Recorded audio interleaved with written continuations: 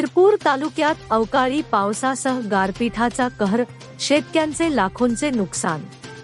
शिरपूर तालुक्यातील थाळनेर, बबलाज, तरडी आदी परिसरातील गावांमध्ये अचानक झालेल्या अवकाळी पावसासह गारपिटाने थैमान घातले आहे।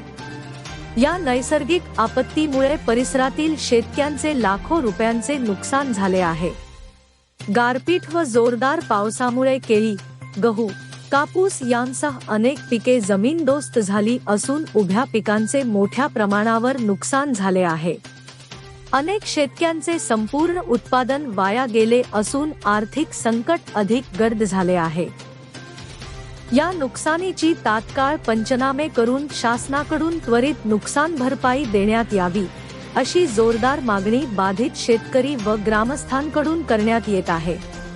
प्रशासनाने परिस्थितीची गंभीर दखल घेऊन तातडीने मदतीची घोषणा करावी, अशी अपेक्षा व्यक्त होत आहे। झुंजार क्रांती न्यूज ब्युरो शिरपूर।